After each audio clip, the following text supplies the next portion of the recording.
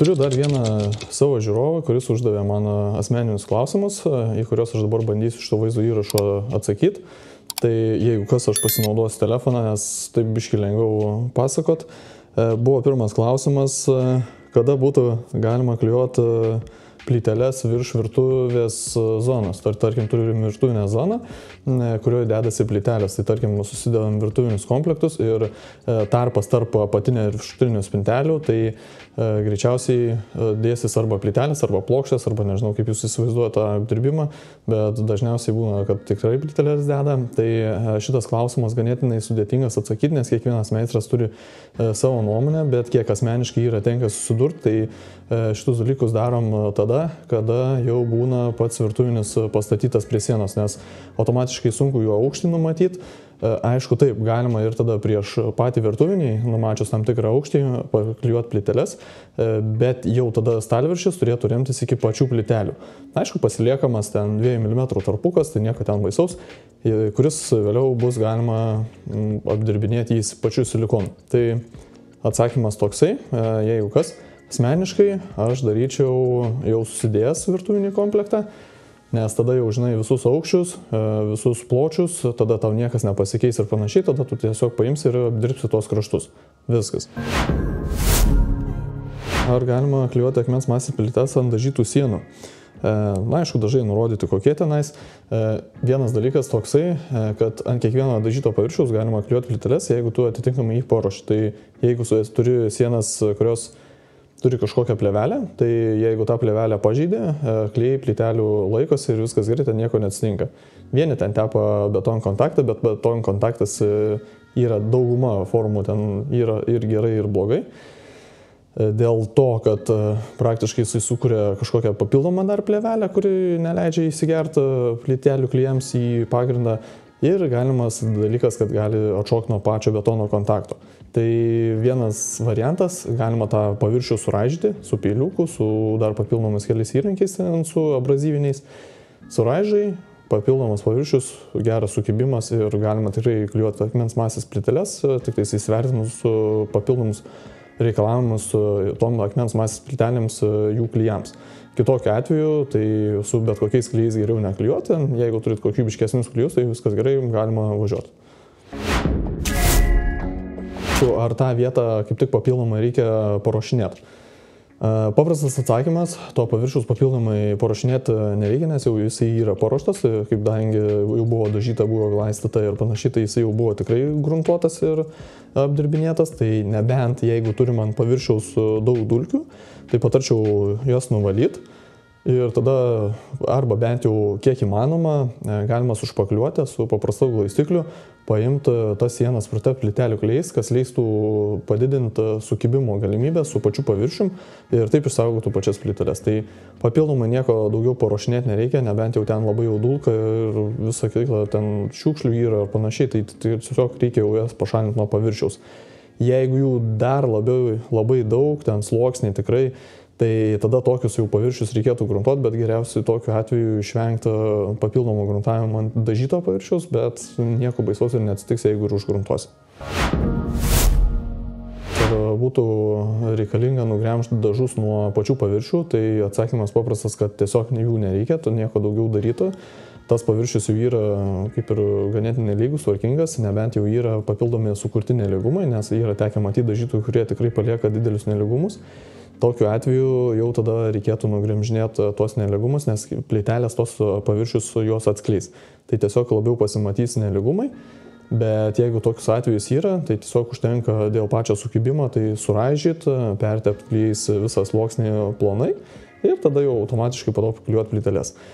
Aišku, gruntas kaip ir gerai, galima ten papildomai šiek tiek užgruntuoti, bet to kaip ir reikalavimo nėra, jeigu ten labai daug dulkių nesusikaupia ant paviršiaus. Toliau būtų klijuojant plyteles dėti ar statyti tiesiog ant stalviršio ar palikti tarpą tarp 1 ar 2 mm.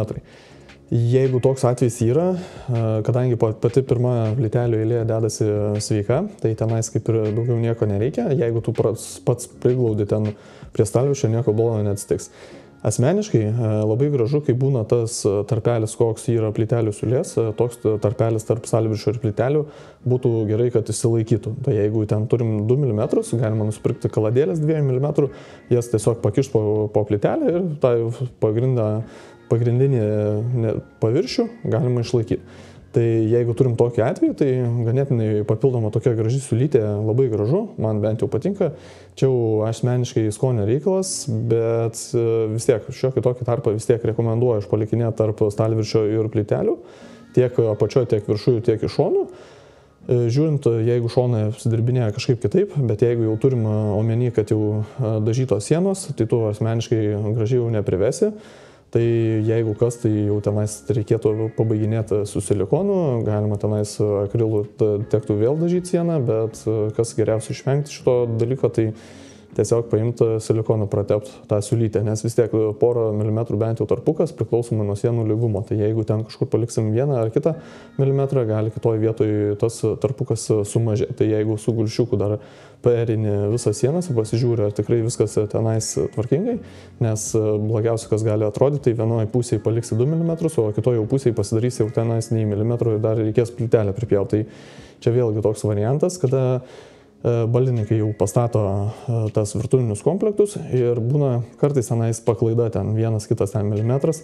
Aišku, nieko tenais baisaus, būna dažniausiai daugiau paklaidą padaro ant viršutinių plytelių, tai yra spintelių eilės, nes tokiu atveju tų spintelių daugiau sujungimų ir jos gali taip visai varijuoti. Tai jeigu kas, galima tiesiog įsvertinti tą tarpuką palikti.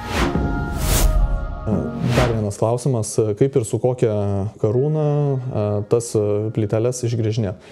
Kadangi mes turim akmens masės plyteles, jos kieta medžiaga, tai ta kieta medžiaga jau reikėtų gręžti, bent jau rekomenduoju, su deimantinė karūnėlė, kuri dedasi ant kampinio šlifuoklio. Jeigu neturime kampinio šlifuoklio, galima labai paprastai pigiai nusipirkti tas karūnėlės už, atrodo, 68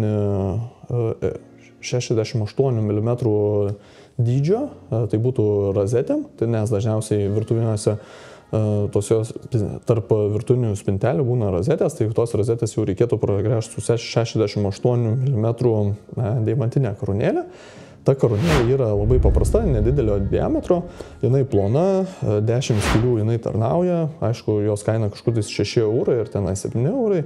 Galima rasti paprastose parduotuvėse, jeigu netenka rasti, tai galima tikrai susigaudyti paprastoji parduotuvėje internete. Tai turim tą karūnėlę, ten jeigu vienas kitas objektas, užsidedi ant suktuko ir tada pasidarai skylės. Tik tais tiek, kad reikia kažką tais prisidėti, nes ta karūnėlė labai slidinėja tarp plytelių. Tai jeigu turim glazūrą, tokią blizgę, tai ta plytelių karūnėlė gali nuslysti ir gali palikti nelabai gražius įrėžimus. Tai jau reikėtų automatiškai keisti. Tai jeigu turim kažkokį atskaitos tašką, galima pasidimti plytelę, vieną prasigręžti skylę ir tada su ta skylė pagauti jau ant esamos, jau reikalingos išgręžti plytelės tą pačią skylę. Taip, ta plytelė prispaudęs, tu gali ją tvarkingai išgręžti ir jinai tau nepabėgs kažkur tais. Sekantis klausimas, kaip nuo pačios plytelės atpjauti centimetrą arba 2 centimetrus kraštą. Tai atsakymas labai paprastas, dažniausiai 2 centimetrus juostelę galima tiesiog įrėžti ir su replėm ją nulaužti. Jeigu turim tokį variantą, tai per visą ilgį reikėtų įsigyti replės ir jas tiesiog laužyti. Plytelių replės, jos yra smailiais galais, tai viskas kaip ir gerai. Jeigu atremi tiesiog į siūlę, jinai ganėtinai gražiai lūžta. Nes asmeniškai gali bandyti laužti tokius variantus, tokias juosteles su pačiom staklėm. Dažniausiai vienos staklės pjauna, kitos nepjauna. Jeigu profesionalesnės staklės, tai tikrai jas išpjaus 2 centimetrus. Neišpjaus, tai jau 1,5 centimetro. Jinai vis tiek įrėžti rėž, tik tai tiek, kad jau kai lauši, tai tada būna kraštai nulūžti ir panašiai, tai jau gaunasi nelabai gražiai. Tokiu atveju galima tada tiesiog įrėžti pačią plytelę, paimti ir su repliam ją nulaužti tokiu atveju. Tuo labiau, plius jeigu turim kažkokias stakles, tai užsidedama matmuo, su kuriuo galima pakartotinai tą seriją tokio pačio dydžio padaryti. Tai automatiškai būtų jau labai vizualiai gražiau, kai yra vienodas plytelių dydis ir kai užsiglaisto, jos nesimato laiptuojamos ir panašiai. Ką aš dar galėčiau parekomenduoti tokiu variantu, jeigu turimas tarp spintelių eilės suklijuoti plytelėm, tai būtų galima įsivertinti pagrindo nelygumus. Nes yra tekę klijuoti ant pagrindinių asmeninių kažkokių tais didelių nelygumų, kurie tas plytelės jau kaip atrodo kaip uždažyta arba tenai sutvarkytas top paviršius, jų visiškai nesimato. Bet pačios plytelės, jeigu jos turi atitinkamai didelės, jos tiesiog tose vietose įsivarto arba iššoka ir taip tą kampą, tą negražų nelygumą jos tiesiog išryškina. Todėl geriausias variantas pasižiūrėti, ar tikrai paviršius yra lygus, nes kiek yra tekę įsitikinti, kad tikrai pasitaiko visokių variantų, todėl pasižiūrėkit šitą. Sekantis, ką galėčiau rekomenduoti, tai būtų gerai tiksliai pabandyti įsimatuoti skyles, bent jau jeigu turime tarp stalviršių virš stalviršio rozetės, tai tas skylės geriausiai įsimatuoti jau daėjus iki pačios gręžiamos skylės ir tada žiūrima, nuo kurios vietos tada gręžti. Aišku, taip yra tiksliausiai, jeigu dar ganėtinai tiksliai pabandyti, tai būtų galima tada iš kartono pasidaryti šabloną ir tose vietose įsipjaustyti, kad jau tiksliai pataikyti, nes būna kiek yra tekę matyti įsigręžiamas skylės, kada jau susimontuoja jau viskas, jau norima dėti rozetes ir žiūrima, kad ten trūksta kažkurio ar 1 mm, ar ten kelių milimetrų būna, kad ne, ir pusę centimetro iš šono kažkur paeina skylė ir tiesiog jau nebeuždengia rėmelis ir panašiai. Todėl tas skylės geriausiai šiek tiek nepatingėti, reikia tada atsargiai, ramiai savo įsigręžti, kad tose vietose, kad tikrai jau būtų tvarkingai. Nes kiek yra tekę matyti, kad tikrai būna kažkur tais labai plyšiai ir taip jau negražiai atrodo, tada reikėtų viską darbo perdaryti per naują. Jeigu turim pagrindą lygumą dėl skylių, jeigu paviršiaus, jeigu turim iki viršutinės spintelių eilės, galima pačias plytelės palikti jau didesnį tarpą negu pačių plytelių siūlė. Tai gali būti ten 2 arba 3 mm, ten vis tiek dažniausiai būna arba montuojasi ledas ir panašiai, tų vietų nelabai ir matosi. Tik tai tiek, kad bandyti išlaikyti tą pačią plytelių dydį per visą eilę, kas leistų tada vizualiai gražiai atrodyti, nes kitokiu atveju būna labai negražiai, kai užsiglaistų, kažkur tais dengia, kažkur neuždengia ir ta plytelė laiptuojasi, jinai negražiai taip atrodo. Ir viskas. Tada, jeigu turime dar papildomą vietą kažkur tais vidinį kampą arba išorinį kampą kažkurioje vietoje, jeigu ta eilė nesiklijuoja, tai nieko ten baisaus, užsidengia silikonu, bet jeigu jau norima susiklijuoti, tai tada jau reikėtų pasižiūrėti, kad pradėti kurią vietą geriausiai klijuoti. Ar tenais ties kraštų sveika ir ties galų pjauta, ar iš abiejų pusių, nes būna, kad jeigu reikia iš abiejų pusių, lieka tokios juostelės ar kažkas tokio priklausomai nuo pačių plytelių, tai mes, ką dažniausiai, jeigu tenka daryti tokį pjūvį, tai išpjaunam vienodas plyteles ir tada tą pjūvį dedam į vidinę plytelių eilę. Tai gautųsi, kad tas pjautas galas žiūri į plyteles, ne į išorę.